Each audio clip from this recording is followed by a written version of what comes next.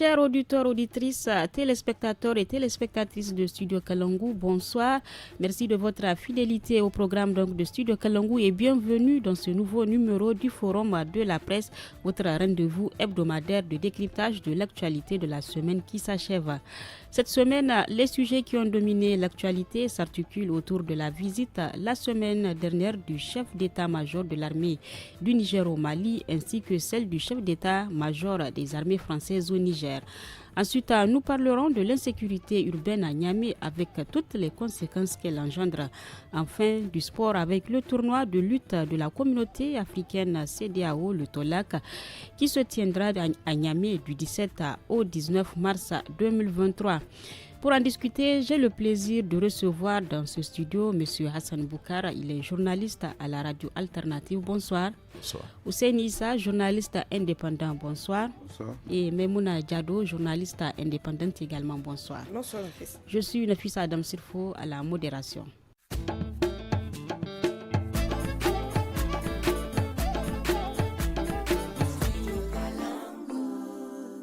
Bonsoir à tous et merci de nous recevoir chez vous pour ce nouveau numéro du Forum de la presse.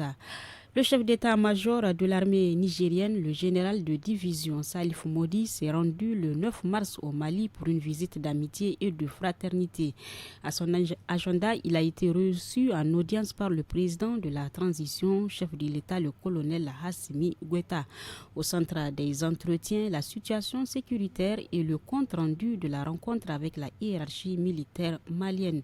Après leur entretien, le général Salif Modi a confié à la presse, je cite, « Il a été question aujourd'hui de faire le tour de cette coopération et de voir comment nous pouvons rentabiliser davantage cette coopération sécuritaire entre nos deux pays. » Je commence donc avec vous, M. Hassan Boukara. Que doit-on réellement comprendre davantage de cette visite du chef d'état-major nigérien au Mali? Merci Nafisa. Je pense que c'est un changement à 180 degrés, j'allais dire, de notre pays. On est passé d'un moment où on traitait le régime malien de Bamako de tous les mots d'oiseau, à un niveau où on se rend compte qu'on est amené à coopérer avec eux. Et si le Mali, je réfléchis, si le Mali devait envoyer quelqu'un au Niger, ce serait M. Abdoulaye Diop. Mais vous voyez bien que chez nous, ce n'est pas le ministre des Affaires étrangères qui allait, c'est le chef d'état-major, parce qu'on a placé la barre très haut, avec un traitement totalement incompréhensible. On a une position totalement hasardeuse, alignée sur la position française, en traitant le Mali de tous les maux. Mais on se rappelle tout d'un coup qu'on a 800 km de frontière avec le Mali, que c'est un pays voisin, et que notre paix dépend aussi de la façon dont la question sécuritaire est gérée au Mali. Et donc, pour moi, c'est un virage à 180 degrés. On se rend compte qu'on a besoin de parler avec le Mali. Une des choses minimales qu'on voit entre deux pays qui sont exposés au même problème, c'est par exemple les poursuites. Lorsqu'il y a des attaques sur ton territoire, tu as besoin de l'autorisation de l'autre côté pour faire des poursuites, etc. Les États les négocient, les formalisent. Alors, lorsque vous traitez le Mali de tous les maux, vous n'avez pas la possibilité de le faire. Donc, je pense que vaut mieux tard que jamais. On se rend compte qu'on a besoin du Mali, on a besoin de parler avec le Mali, ne serait-ce parce qu'on a un ennemi commun. Et donc, cette visite, c'est une visite hautement politique. Au-delà de ce que vous avez dit, le chef d'état-major de l'armée nigérienne disait qu'il a porté à M. Goïta les salutations de son frère Mohamed Bazoum. C'est vraiment le langage diplomatique pour dire que c'est une visite hautement politique. C'est pour dire on veut renouer. On n'enverra pas celui qui a traité le régime malien de frélater ce langage totalement ordurier. Ça, c'est peut-être oui. Je veux dire, lorsqu'on a un certain niveau de responsabilité, il y a des choses qu'on ne peut pas se permettre. Et en particulier, lorsqu'on gère la diplomatie. Aujourd'hui, moi, j'aimerais bien savoir s'il devait aller à Bamako, qu'est-ce qu'il partirait dire aux Maliens. Et donc, du coup, on a changé en envoyant le chef d'état-major. Donc pour moi, c'est vraiment une visite hautement politique. Et moi, je me dis le Niger a intérêt à renforcer ses relations avec le Mali, Surtout au avec moins, la situation sécuritaire qui prévaut entre... Bien sûr. Regardez un peu cette question de la zone des trois frontières avec le Niger et le Burkina. On est condamné à travailler. Je dis bien, on est condamné, je pèse mes mots, à travailler parce qu'on ne sera jamais en sécurité si une bonne partie du territoire malien est occupée par ces Donc pour moi, c'est quelque chose malheureux. Espère donc on a que la coopération voies. puisse porter ses fruits. Voilà. Ousseini Issa, ce déplacement des hauts gradés de l'armée nigérienne au Mali arrive dans un contexte marqué par le retrait du Mali de toutes les organes et instances du G5 Sahel, y compris sa force conjointe. Selon vous, quels sont vraiment les défis qui se posent au Niger et au Mali, même actuellement concernant la situation sécuritaire qui prévaut le long des frontières des deux pays? Mais Nafisa, tout le monde sait dans quelles circonstances le Mali a décidé de quitter, comme avait dit le G5 Sahel. Oui. Tout le monde sait, la présidence tournante devait revenir au Mali. Les gens sont allés concocter autre chose pour dire on ne donne pas au Mali parce que c'est des colonels qui ne savent pas ce que les populations maliennes veulent. C'est ces colonels-là qui sont au pouvoir. Abba a dit des choses très intéressantes, je ne vais pas insister là-dessus. Tout le monde a vu la hargne contre un pays voisin. Et pendant que les populations de ce pays-là soutiennent leurs dirigeants, vous voulez montrer qu'il n'y a pas plus grave insulte que de considérer qu'eux-mêmes, les Maliens, ne savent pas ce qu'ils veulent. Ils sont d'accord, ils sont solidaires vis-à-vis de leurs junte militaire-là. Ce n'est pas à vous de décider à leur place. Mais malheureusement, comme l'a dit Hassan, la diplomatie a gravement failli dans le contexte, et c'est pour ça qu'on a envoyé le nom politique qui allait jouer le rôle de politique là-bas. Le défi est énorme. Donc. Le défi est très énorme. Le défi est énorme parce qu'on pensait pouvoir gérer seul. Mais c'est perte de vue qu'on a 800 km de frontière avec le Mali. Quand on met aussi la frontière avec le Burkina, ça veut dire qu'il n'y a pas de sécurité dans toute la bande. On parle de la zone de l'Iptako, et la zone de l'Iptako, c'est une vaste zone qui englobe et le Burkina, et une bonne partie du Mali, et une bonne partie du Niger. Et les djihadistes opèrent dans ces zones-là. Comment peut-on objectivement penser qu'on va se mettre à faire la guerre, ou du moins verbal, on va dénoncer, on va vouloir mettre un pays voisin qui est confronté à la même situation que chez nous. Et chaque fois qu'on a, souvent vous avez vu quand on a des attaques, même on incrimine les Maliens, on dit c'est eux qui ne font pas leur travail. Aujourd'hui, on constate que le Mali, c'est l'armée malienne, c'est bien armé, n'est-ce pas? Ils ont les moyens aériens pour pouvoir, malgré le fait qu'ils se soient retirés de toutes ces instances. La dernière réunion qui s'est tenue à N'Djamena par rapport au G5 Sahel, bon, il faut dire le G3, c'était parce que les gens avaient compris qu'on ne pouvait pas continuer à vouloir travailler avec une institution qui n'a pas du tout, dès le départ, été opérationnelle et qui se retrouve aujourd'hui handicapée pratiquement de 2 membres, n'est-ce pas? Parce qu'il y a le Mali, mais il y a le Burkina qui était en train aussi de suivre la même chose. Maintenant, moi j'ai dit, et je l'ai toujours maintenu, c'est que cette lutte-là, ce n'est pas faire venir des forces étrangères, ce n'est pas les forces étrangères qui vont nous libérer de ces djihadistes-là. Il faut que ça soit clair. Il faut que ça soit véritablement clair. Si les Maliens ont décidé de chasser les Français, c'est parce que tout simplement, ils ont fait le bilan, ils ont tiré le bilan, ils ont constaté que... Et il y a même des doutes parce qu'ils l'ont dit clairement que c'est les Français qui sont en train de soutenir les djihadistes. La lutte revient donc aux pays concernés. Ça revient forcément aux pays concernés. Maintenant, si les Occidentaux veulent appuyer ces pays-là, c'est un armement, c'est un renforcement de capacité. Il n'y a pas d'autre solution. Mais vous, Memouna, comment pensez-vous que le Niger et le Mali peuvent vraiment rentabiliser cette coopération sécuritaire entre les deux pays même? Mais je pense que, je l'ai toujours dit sur ce plateau, Nafissa, que en fait, les hommes passent, l'histoire reste et les pays aussi vont rester. Ça veut dire que, quel qu'en soit le degré d'animosité que vous avez entre vous, il serait bon de revenir et de regarder dans la droite ligne des choses. Aujourd'hui, nous sommes dans l'intérêt de tous, que ce soit les populations maliennes, que ce soit les populations nigériennes, on a intérêt à regarder dans la même direction. Parce que l'insécurité est là. Mais regardez la dernière attaque de Vers Oualam, où on nous dit que les djihadistes ont pris la tangente pour se réfugier dans un pays voisin. Mais quel est le pays voisin le plus proche là-bas? C'est bien le Mali. C'est le Mali. Donc maintenant, il faut... C'est comme l'a dit Hussein, Voilà. on incrimine toujours. Il faut renforcer, en cas de- en fait, il faut renforcer cette coopération sécuritaire. Et c'est une très bonne chose que le Niger ait pu faire, en tout cas, le premier pas, oui. le premier pas, en mettant donc dans ce premier pas un homme responsable. Parce que le chef d'état-major, il est quand même responsable, parce que aujourd'hui, c'est lui que les Nigériens voient dans cette situation d'insécurité.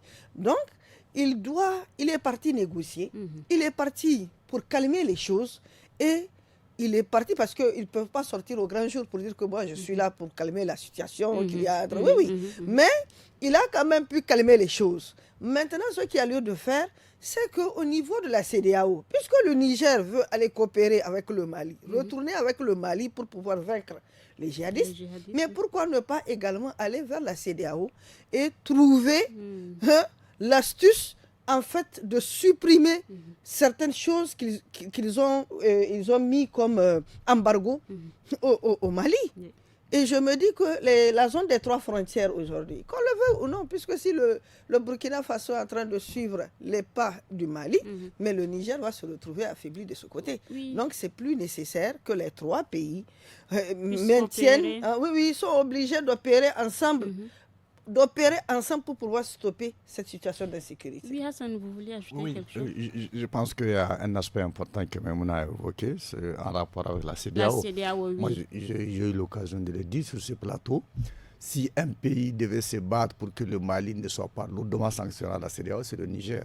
Au moins pour dire, ma propre sécurité dépend de la sécurité du Mali. Le Niger devait avoir une position un peu plus conciliante. Même à la CEDEAO, c'est faire l'avocat du Mali pour que le Mali ne fasse pas l'objet de tout ce traitement. Et donc, aujourd'hui, encore une fois, peut-être qu'on a tiré les leçons de toutes les positions qu'on a eu à prendre. Peut-être que les choses vont aller pour les meilleurs. On l'espère bien, vraiment. Alors, c'est vraiment nous qui avions mis le feu. On espère bien. Alors, autre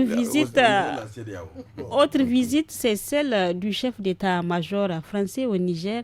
En effet, après une visite en Mauritanie, à la tête du G5 Sahel, le général d'armée Thierry Burkhard était à Niamey ce samedi 11 mars. Une visite de 24 heures pour dresser les contours du partenariat militaire entre la France et le Niger, annonce le service de presse de la présidence nigérienne. Ousseini Issa, selon vous, comment se porte le partenariat entre les deux pays, le Niger, la France? Bon, pour moi, jusqu'ici, c'est un partenariat théorique. C'est-à-dire? N'est-ce pas? Quand il s'est agi d'accueillir la force Barkhane ici, l'idée était qu'ils vont venir nous aider. On a entendu même certains dire qu'ils vont constituer une zone tampon avec le Mali qui est complètement pactaire tout le long de la frontière. Ils sont arrivés. On sait les circonstances dans lesquelles ils sont arrivés. C'est des circonstances très floues.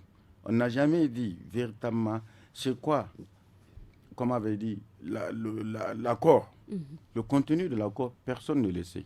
Ils sont venus pour nous aider véritablement en étant sur le terrain où ils sont venus pour autre chose. Les Nigériens sont restés sur leur faim.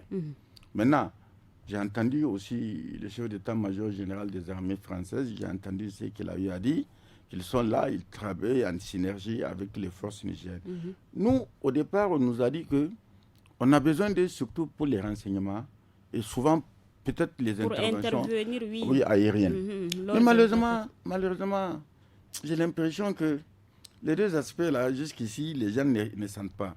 Parce que ce qui a davantage encore choqué les gens, c'était la dernière attaque, n'est-ce pas? À la frontière malienne, dans la zone où ils sont implantés, avec des drones, et qu'on puisse massacrer autant de militaires pour nous.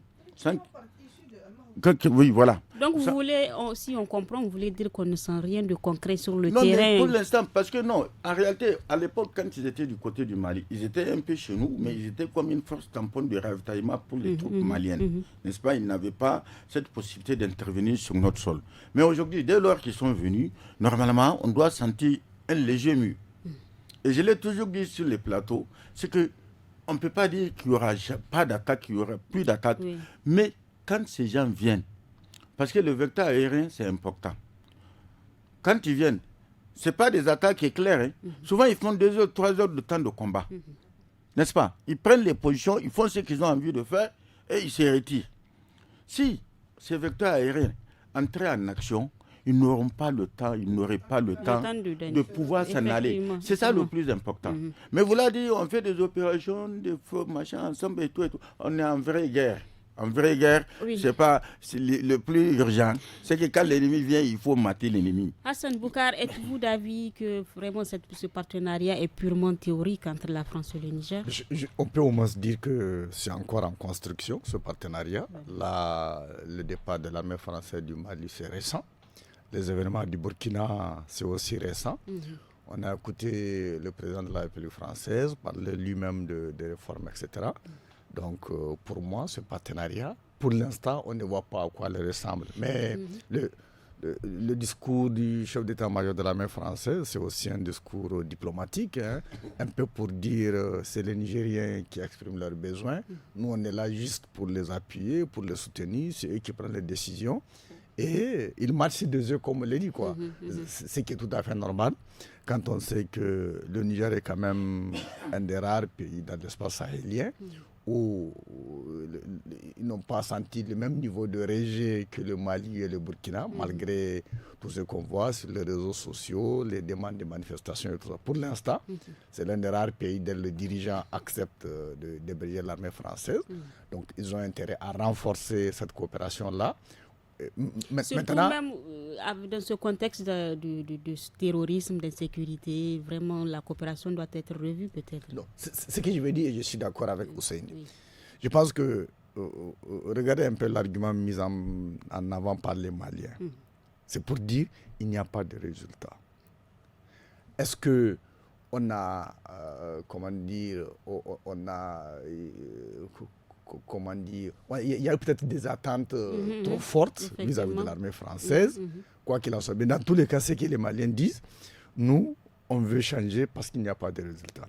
Et donc, je me dis, la présence de l'armée française au Niger aussi, elle aura plus de légitimité s'il y a des résultats. Voilà. C'est-à-dire que c'est ce qu'on attend dans les réseaux sociaux. C'est comme l'a dit Hussein, oui. Il y a certes la question de la souveraineté qui veut que, quoi qu'il en soit, on veut un appui matériel, mais c'est à l'armée nigérienne de défendre notre pays. Maintenant, si malgré tout, les dirigeants les font venir, c'est que les citoyens nigériens vont regarder, vont dire quelle est la plus-value de leur présence. Et donc, ça va se jouer au résultat. Qu'est-ce que leur présence va empêcher? Pour l'instant, ce résultat, il est à rechercher. On ne le voit pas pour l'instant. Mais Mouna, vous, selon vous, dans quel domaine peut-être le Niger aurait beaucoup plus besoin de cette coopération ici au Niger? Le Niger aurait besoin de la coopération française, peut-être vers l'éducation.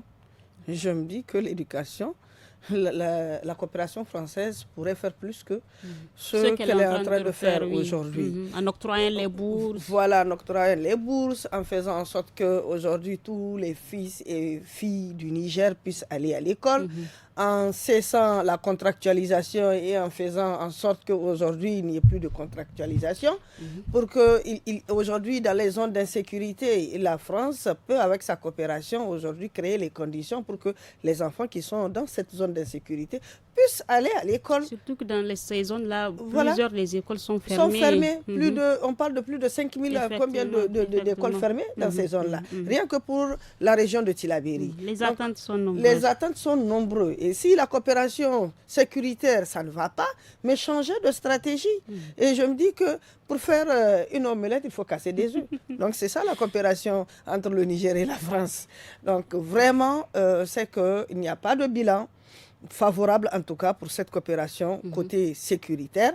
Et quand je me dis qu'avec déjà la base qui s'y trouve à Walam et avec ces forces qui cohabitent, les FDS, les forces de défense qui cohabitent dans Al-Mahaou avec la force française, et aujourd'hui qu'on assiste à des embuscades où plusieurs FDS, forces de défense et de sécurité, ont été tués, mais on ne peut pas aujourd'hui. Mais qui aujourd'hui? Personne ne peut aujourd'hui s'acclamer ou bien parler plus fort de cette coopération entre la France et le Niger. Moi, je me dis que ce n'est pas au beau fixe, en tout cas. Vivement un changement positif. ajouter des choses. Rapidement, parce que sur le plan militaire, la coopération militaire, dès le départ, avant même que les Français et la troupe Barkhane ne viennent ici, on a entendu des officiels dire qu'ils vont nous aider dans les renseignements. Oui. Et aérien, parce que ça nous fait de faux, mais également pas tactique en matériel.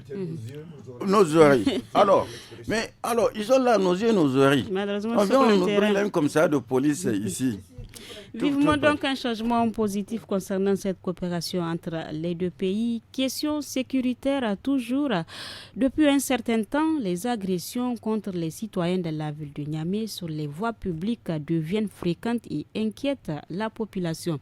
Les vols à l'arraché avec armes blanches sont devenus monnaie courante.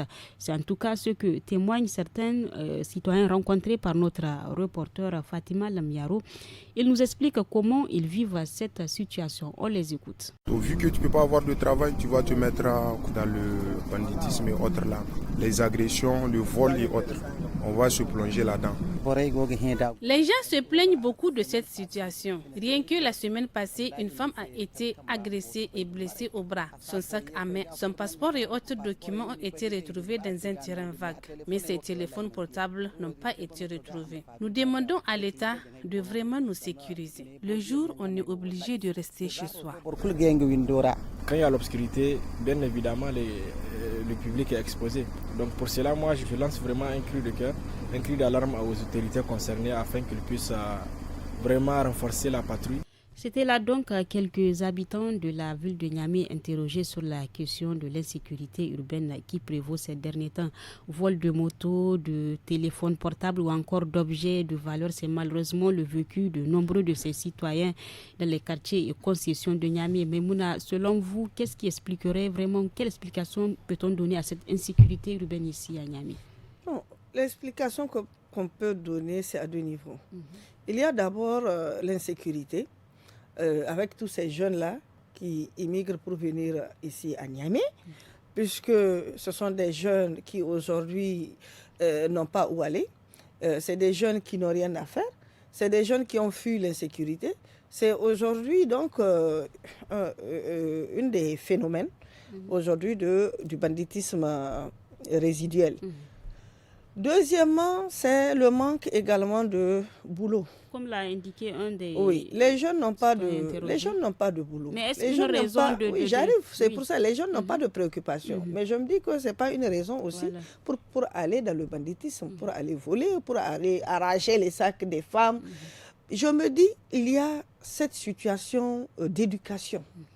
Il y a aussi l'éducation qui fait défaut. Parce que la majorité des jeunes là, qui s'y mettent dans cette situation de banditisme, moi je me dis qu'ils ont un manque d'éducation dès le bas âge, parce que l'éducation aussi ça compte énormément. Aujourd'hui les parents ont complètement délaissé, complètement laissé les jeunes faire ce qu'ils veulent. Donc c'est bien normal, il y a la mauvaise fréquentation. Aujourd'hui ton fils, il sort à telle heure, il revient à telle heure. Des fois, il découche. Tu ne sais même pas. Oui, en fait, là où lui, il fréquente qui et qui. Il est avec qui, il dort. Il y a l'influence des mauvais camarades. Et surtout, quand vous regardez aujourd'hui, la drogue est un peu partout ici dans la ville de Niamey. Ces jeunes qui opèrent là, ce sont des jeunes drogués des fois, parce qu'ils prennent la drogue avant de commettre l'acte. Dans des quartiers aujourd'hui, vous allez voir des jeunes sur moto avec des coupes-coupes. Et qui t'interceptent au vu et au su de tout le monde. En pleine journée. En pleine journée, tu cries à l'aide. Tu n'arrives pas aujourd'hui à avoir quelqu'un qui va se lever, en tout cas pour venir te défendre. C'est inquiétant. C'est très inquiétant. Et aujourd'hui, avec ce banditisme, ils se sont organisés. Il y a d'autres qui sont aujourd'hui devenus des faux taximens qui circulent. Tu rentres dans le taxi. C'est le vol aussi là-bas. Donc, c'est organisé. Et je me dis que c'est vrai, la police est en train de travailler. Mais ça reste, je te dis, parce qu'il y a des quartiers, certains quartiers, à des heures précises, tu ne peux pas rentrer dans ce quartier-là. Même si tu loges dans ce quartier, en tout cas, c'est à tes risques et périls. Et non, quand vous regardez aux alentours des marchés aussi, c'est des pickpockets qui sont là-bas. C'est un peu partout. Tout récemment, des étudiants même ont commencé à être agressés au mais moment d'aller prendre leur bus pour l'université. Il faut regarder l'enseignante. L'enseignante qui, devant sa cour, devant la cour de l'école, qui a été agressée. Ce sont des cas qui inquiètent vraiment. Ce sont des cas qui inquiètent. Ça veut dire qu'aujourd'hui, ces jeunes n'ont plus besoin de se cacher pour faire ce qu'ils ont à faire. Ça veut dire que tu peux être attaqué à n'importe quel moment, à n'importe quel endroit. Et ils s'y prennent surtout aux femmes. Oui. Surtout aux femmes.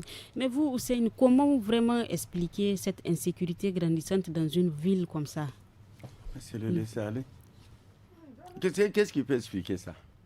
En réalité, il y a plusieurs facteurs. Oui. D'abord, le désœuvrement. Aujourd'hui, on sait, la population jeune s'est accrue considérablement. Et souvent, quand on dit, on a l'impression que c'est des villages qui viennent. Non, pas forcément. C'est des jeunes, même souvent de Niamey. Malheureusement. N'est-ce pas? Qui déscolarisés, qui versent dans les histoires de stupéfiants. De la consommation. Les parents n'arrivent pas à les contrôler parce que les parents n'ont pas les moyens pour les contrôler. Les parents même se cherchent au quotidien. N'est-ce pas? Et ils laissent faire. Ils s'organisent en bande, de jour comme de nuit. Ils travaillent en bande, des groupes de 4, 5, 6. Il y en a qui ont même des motos. Et ils ont des stratégies. C'est dans des zones, souvent, quand ces zones un peu, comment dirais-je, un peu les zones désertes ou les couloirs qui sont déserts, c'est là qu'ils font les agressions. Mais la nuit, c'est souvent... mais bien évidemment, quand on est dans une ville comme Niamey qui a grandi considérablement, avec des familles qui ont des enfants qui ne savent pas quoi en faire, déscolarisés, il n'y a pas de possibilité de contrôle et il y a le facteur drogue qui vient s'ajouter. Alors, une fois, j'étais allé à la présentation d'un gang qui a été démantelé et je causais comme ça avec un commissaire dehors et me fait comprendre que vous les avez vus, non? Mais vous allez voir, au bout de 2-3 mois, ils vont être encore dehors. Mais qu'est-ce qui explique? Mais quand c'est ça, pourquoi ils ne finissent pas de purger? Non, c'est pas ça que j'ai dit. Parce que souvent, il y a l'interventionnisme. Parce que la personne ne s'occupe pas, mais il y a quelqu'un dans le système, dans la famille, un membre de la famille, ils vont manœuvrer pour que l'enfant, au bout de quelques temps, puisse sortir. Soit libéré, oui. Mais quand l'enfant sort, on ne le conseille pas pour qu'il abandonne. Voilà. On va le laisser encore regagner le même réseau. Malheureusement, il va retomber. Il va retomber parce qu'il sait que même on va s'arranger pour le faire sortir. Alors, à partir de ce moment, il n'aura plus peur de rien. Et c'est la drogue, le phénomène de la drogue, là, c'est répandu. C'est tellement répandu, moi, je me pose des questions. À l'époque, c'était impensable. Aujourd'hui, c'est en plein jour des quartiers, souvent, où on ne peut même pas penser que les enfants puissent se regrouper. Des quartiers résidentiels. Les filles, ça donne à la consommation. Alors, à partir de ce moment, à quoi doit-on s'attendre? Ça va prendre de l'ampleur. Ça va arriver un moment où, dans votre propre domicile, on va vous trouver en plein jour, vous agresser. Mais est-ce que vous pensez que la police a fait beaucoup? La police vraiment fait son mieux. Quand on dit les patrouilles, le problème c'est que ces gens, ils sont alertes. Ces jeunes gens-là, ils connaissent déjà les heures de patrouille. Non, mais ils connaissent. Quand ils sont là, quand la patrouille vient, ils se planquent. Maintenant, quand la patrouille passe, maintenant, ils passent à l'action. Alors, ça devient un peu plus compliqué. Et ce qui est grave dans l'affaire, c'est que c'est l'indifférence des autres. Quand on voit, parce qu'aujourd'hui, les gens sont devenus tellement... Il n'y a pas. Oui, y a pas d'assistance. On va vous confisquer en plein jour. C'est un fait. J'ai été témoin oculaire. En plein jour, je voyais la scène à distance. Personne n'a intervenu. Il y a un qui a été gravement blessé quand il a tenté. On leur a pris les portables plus les portefeuilles.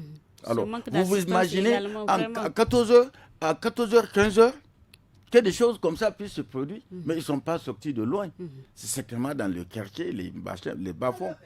Alors, il y a le manque aussi de dénonciation. Oui. Parce que les enfants, la majorité des enfants qui le font, ce sont les quartiers. On le connaît, mais on ne peut pas. Les parents refusent de dénoncer et les voisins aussi ne peuvent pas dénoncer. Parce que quand tu dénonces, toi aussi, tu as peur que demain, les représailles. C'est ça, en fait. Hassan Boukar, les conséquences sont énormes sur la société. Oui, je pense que mes prédécesseurs ont décrit comment tout cela se passe aujourd'hui. Mon inquiétude, c'est pour les années à venir. Justement. C'est pour les années à venir. Ces jeunes, ils n'ont pas accès à l'éducation, ils n'ont presque rien à perdre, ils sont dans la rue. Regarde aujourd'hui le nombre d'enfants qui, sous le couvert d'aller étudier le Coran, comme talibés, sont dans la rue. Ces nombreux enfants qui ne sont plus sous le contrôle de l'autorité parentale, qui sont dans la rue. Mais tous ces gens, à l'avenir, tu te dis, mais qu'est-ce qu'ils vont devenir? Donc aujourd'hui, voilà ce qu'ils font. Et évidemment, ce qui l'accentue aujourd'hui, on est dans un contexte de guerre. Ils ont accès aux armes, les armes circulent, la drogue circule, et donc voilà, les ingrédients de la crise sont réunis. Mais encore une fois, à Dakar, à Accra, rapatrier des Nigériens qui font la mendicité. Ouais. Est-ce qu'on voit la même énergie aujourd'hui pour répondre à l'insécurité? Par exemple, prenez les quartiers périphériques. La lutte contre l'insécurité commence par l'éclairage urbain. C'est assez simple. Un des habitants interrogés a évoqué ce cas. Voilà. Éclairer les rues. C'est assez connu, c'est classique. Là où vous avez moins d'éclairage, les communautés sont plus exposées. Et donc, on voit toutes ces choses. Donc, c'est pour ça que pour l'instant, je ne vois pas beaucoup l'action publique. Et qui dit le gouvernement, l'État nigérien dit, jusqu'à 16 ans, l'école est obligatoire. Regardez un peu les enfants qui sont dans la rue, quel âge ils ont. Et donc, pour l'instant, je ne vois pas l'action publique qui s'en occupe. On peut toujours voir des choses un peu, comment dire, un peu caricaturales, quoi. À la veille de la rencontre de l'Union africaine, qu'est-ce qu'on a fait? On s'est mis à pourchasser les talibés dans la rue. Donc, la rencontre est finie. Et après, ils sont revenus. La nature a repris ses droits. Et donc, je vais dire, pour l'instant, où le pouvoir public ne mesure pas les conséquences pour aujourd'hui et demain, ou alors ils considèrent qu'ils ont des choses plus importantes à faire. Moi, en tout cas, l'action publique, je ne la vois pour l'instant.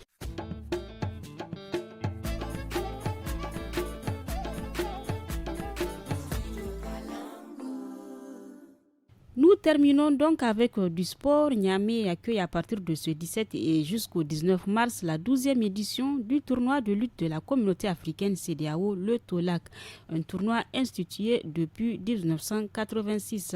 Hussein Issa. Le fait d'instituer ça dans l'espace CEDEAO, ça crée déjà une espèce de rencontre. Ça renforce un peu les liens entre les pays. Parce qu'on sait qu'en fin d'année, il y a une période bien déterminée dans l'année où les lutteurs... Et au départ, avant, il n'y avait pas ça. Il y avait quelques rares pays où il y avait des championnats. Au Sénégal, c'est plus qu'un championnat. La lutte, c'est une profession, n'est-ce pas? Maintenant, ça se généralise dans l'espace CEDEAO aujourd'hui. Tous les pays de la CEDEAO, en tout cas, ils font l'effort de mettre en place, comme avec des équipes qui vont venir compétir. Ça veut dire que c'est une avancée, en tout cas en matière d'intégration, en ce qui concerne le domaine du sport au niveau de la CEDEAO. Parce qu'on voit de l'autre côté l'intégration économique, le déplacement, la circulation des biens et des personnes. Ça, vraiment, jusqu'ici, les choses piétinent encore. Justement, les textes sont là, mais ce n'est pas... Oui, au fil des années, cette compétition du TOLAC a gagné en maturité et en notoriété, tout en devenant un agréable cadre sportif et culturel au sein de cette communauté. Et pour cette 12e édition, 15 lutteurs sont sélectionnés pour y participer grâce à leur performance au dernier championnat national de lutte traditionnelle, a indiqué Malam Barka Akoda, directeur technique de la FENILUT. Seulement 5 seront retenus. Vous, Memoun Diado, quelles sont vos attentes vis-à-vis de ces lutteurs? Vis-à-vis de ces lutteurs, c'est que tout le monde, chacun de ces lutteurs veut remporter quand même la coupe, retourner avec la coupe dans son pays. Et on ne peut que les souhaiter bonne chance. Et si je dis qu'aujourd'hui, la CEDEAO a gagné en créant donc les conditions du TOLAC pour que les pays, les peuples de la CEDEAO puissent véritablement se côtoyer, se voir dans ce cadre-là. C'est mieux, en tout cas, si la CEDEAO a gagné pour le TOLAC plus que la libre circulation des biens et des personnes. Parce que là-bas, le combat jusqu'à présent, ça reste. Il n'y a pas de libre circulation des biens ni des personnes comme veut bien nous faire croire la CEDEAO. Mais quand même, le sport ici, ça c'est bon. C'est bon et bonne chance donc à ces lutteurs. Hassan Boukar, vos souhaits donc pour ces représentants du Niger ou bien pour la réussite même de ce TOLAC? le souhait, c'est que toutes les coupes restent au Niger. Bon, puisque c'est des on le catégories, souhaite. plus de 100 kilos. Oui, 100 différentes kilos. catégories. Voilà, donc c'est ça le souhait. Et il y a les lutteurs qui sont bien reconnus, qui participent à ces Je pense que c'est aussi l'occasion pour les lutteurs nigériens de croiser des autres pays, quoi. Bon, on peut leur souhaiter seulement bonne chance. Maintenant, Hussein a évoqué la question des règles. Hein.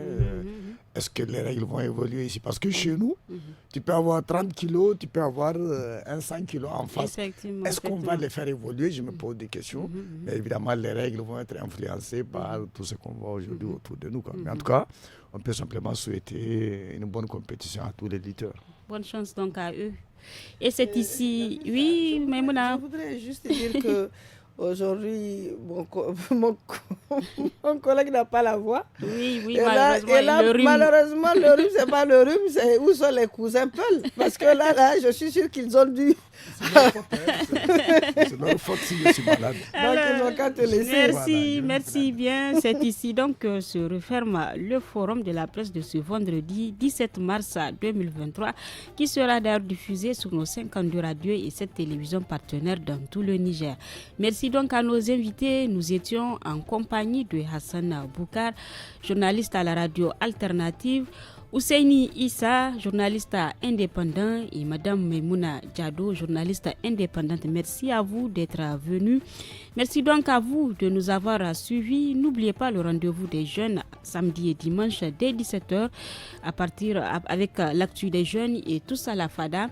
Et à partir de 18h15, vous suivrez le forum en Hausa et celui en Zarma.